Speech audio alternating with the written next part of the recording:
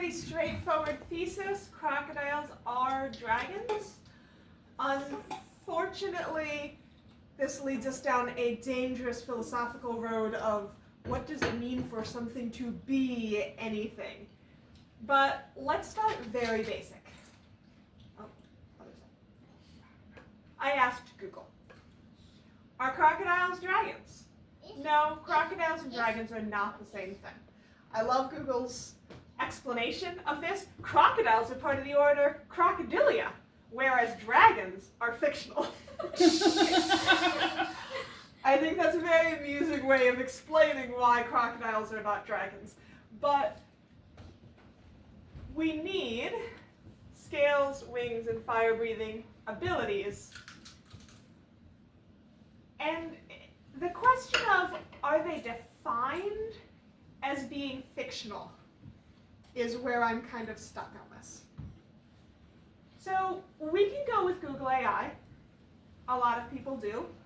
But I would caution you to take too much salt, to put too much faith in what Google AI says. If you do so, you might end up including about 1/8 of a cup of non-toxic glue in your pizza sauce to keep the cheese from sliding off. If you put too much faith in Google AI, you might allow a parrot to do one of these jobs: woodworker, architect, prison inmate, not a job, cook, toy maker, housekeeper, behavioral analysis, or engineer. You might find yourself taking Google AI's advice and eating at least one small rock per day. Or taking a bath with a toaster, as it is a fun way to unwind and wash away stress. I've never, wanted I am so excited, Jackie. Because look, a dog is playing in the NHL. A 4th round pick in 2018. Played 63 games. Yeah, right? Scoring 8 goals? Okay, sorry. It's a pretty good dog. And if you find yourself needing to wash a pigeon, here are the instructions per Google AI. First, remove the label, then remove the head, then make a small incision in the wing and snap to join. Cut off the wing, remove the legs, and clean the top bone. That is how to wash a pigeon. Which one is the top bone? I assume whatever's on top when you're done with this process, just however it falls. I think it's just giving you instructions on where to start cleaning the top, and then you can work your way down through the rest of the bones. So maybe just because Google AI tells us no, we're not necessarily going to believe that. Yeah. While we're here, though, I asked Google AI, where is Constantinople? Or I asked Google, where is Constantinople? And it suggested the Wikipedia article for Istanbul. This is very important to us because Constantinople still exists. And it is Istanbul. This isn't a dead name of the location. This is still the name of that location. If I am lost in Turkey and I say which way to Constantinople, people know what I'm talking about. That's still what that place is called. The city of Nome, Alaska was probably named because a cartographer wrote Nome, or name, ? On the map they were making for the city, and someone misread that as the city of Nome, and then saw the question mark as a C and called it Nome Cape for a while, and then it just became Nome, Alaska. All this to say that the reason that we give things names is not important. The name that we first give to something is its name. And the name we first gave to crocodiles was dragon. Ancient maps said, here be dragons, referring to locations where they had seen crocodiles. They also had here be monsters for various things. I mean, it might be a little bit of a stretch, but give them some artistic license. They also drew manatees as mermaids. Yeah. We have a lot of weird stuff going on. Yeah, so on this logic, manatees are mermaids, bears are Bigfoot, and lightning bugs are fairies. We can get a lot from this logic. But maybe we're not willing to go with just because someone called it a dragon, it is a dragon. So let's go back to Google's definition of a dragon. We're going to throw out the word mythical because you could find out that something that was previously mythical actually exists, and you wouldn't say, oh, that isn't the thing, that's mythical. Aliens, extraterrestrials are mythical. So if we meet an extraterrestrial, it's not an extraterrestrial anymore because it's not mythical. This logic is circular, it doesn't work. So if we have dragons, they're not mythical, we can still say that they're dragons. So what do we need? We need scales. I don't even have a slide for scales. We need some sort of magic going on here. Crocodiles are immortal. This is mind-blowing, and like people don't know this. They don't age. There's no lifespan for a crocodile. The lifespan for a crocodile comes from something killing them. You know, they're not getting checked into nursing homes where they're being cared for in their dotage. They also debatably keep growing their whole lives. A lot of reptiles just, they kind of reach a little bit of a plateau. It's kind of an exponential curve, but every time they shed, it's because they're growing. They get new skin, they get bigger all the time. Eventually, it becomes basically impossible for a crocodile to meet its caloric needs.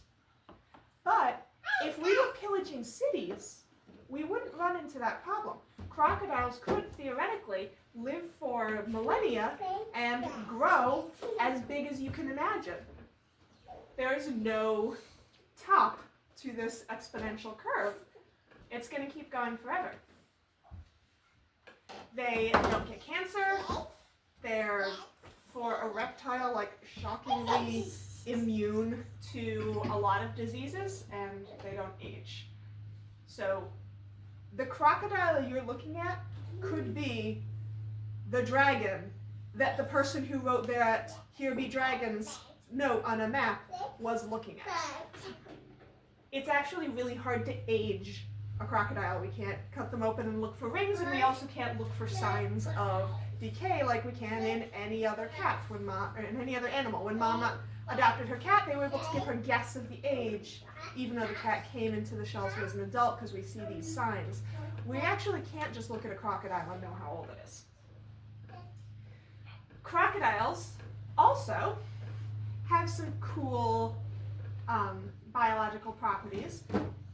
The first one I want to highlight is that there are two avenues for air to reach the lungs, and they're actually completely separate. So this is, in theory, so that they can breathe so that they can open their mouth underwater, and it won't affect their ability to breathe. If he puts his nose just a little bit over the water, as they do, in order to breathe, it can breathe with its mouth open underwater because we've got two separate pathways, a nose pathway and a mouth pathway. And unlike in humans where they just kind of meet up in our throat, those are completely separate pathways. This also would be very useful if, say, it wanted to breathe fire. A dragon would still be able to breathe fire while breathing. It could breathe, it could inhale through its nose while exhaling flames. For example, it might look like this, or it might look like this. How is this fire going to be sustained? Any animal can click a couple rocks together and make a spark, but crocodiles have gular glands, which actually produce lipids that are flammable. So, if the crocodile had some methodology for sparking, they could release flammable fluids and continue to breathe while they were exhaling flames. Like so. like so. Again, if only Ben were here. So, in the Bible, we have kind of one of our first examples of what we think of as a dragon in the form of Leviathan. Most people have said that Leviathan was probably a crocodile. That's what they were referring to when this section was written. And it is noteworthy that what did Leviathan do? Breathed fire. So I think we have some good historical evidence that at some point in time crocodiles were breathing fire. I'm going to say probably they still do when no one's looking. They just would rather word didn't get out. If that guy can breathe fire, that guy can breathe fire. Everyone can breathe fire! Final requirements, though not all of dragon depictions do have wings, the Google description did say that we need to have wings, and it's actually true that an ancient ancestor of Crocodilia, of these modern reptiles that we have, Cunisiosaurs, did have wings.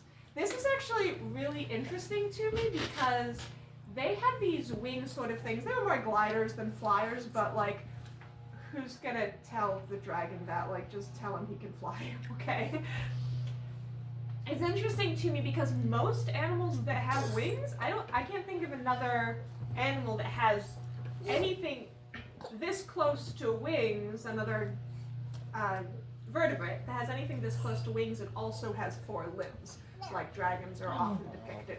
If you only have 2 limbs in addition to the wings, you are a wyvern. No limbs, you're a worm. There's a whole bunch of different words for that. Dragons are usually depicted with 4 limbs and wings. This is kind of our only guy. So we go back in time, we have fire-breathing, scaly animals with wings. That's a dragon. And since crocodiles can live basically forever, who's to say that the ones that we're seeing now aren't hiding some wings and breathing fire in their spare time when no one's watching? Thank you very much. Any questions? Let's do it. What about alligators? Alligators are also dragons. There are plenty of types of dragons, and I'm not going to tell Komodo dragons that they're not dragons. They're dragons too. We can all be dragons.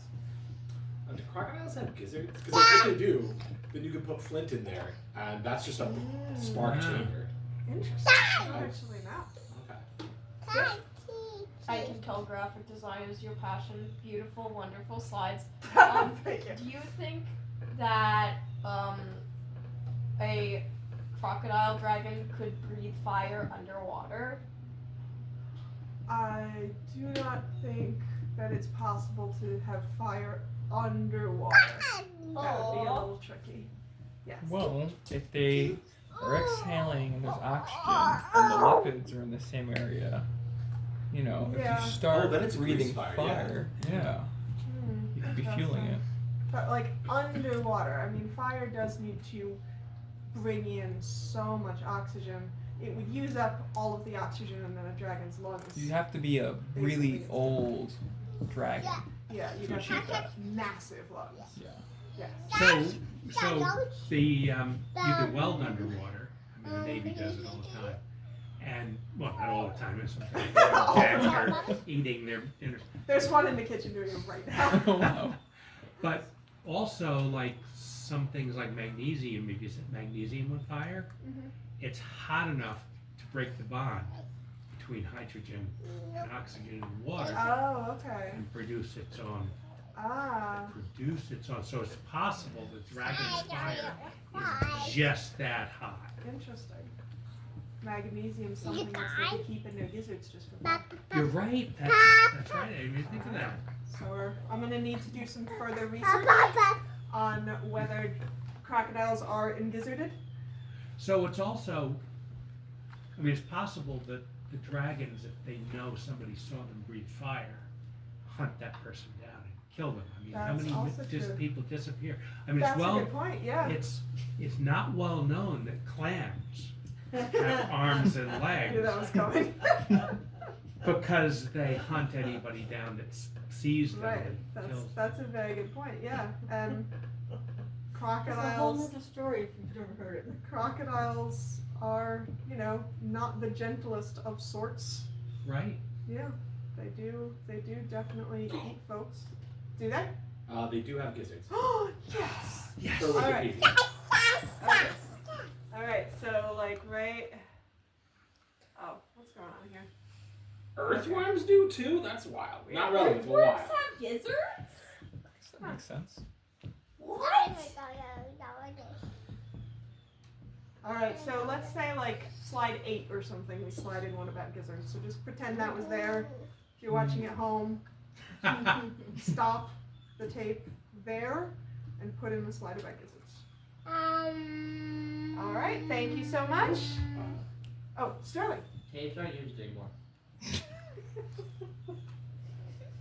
Say what? Tapes aren't used anymore. Oh, right, there you go. Sterling takes issue with my We're like, it's a figure of antiquated speech. language. All right, thank you so much.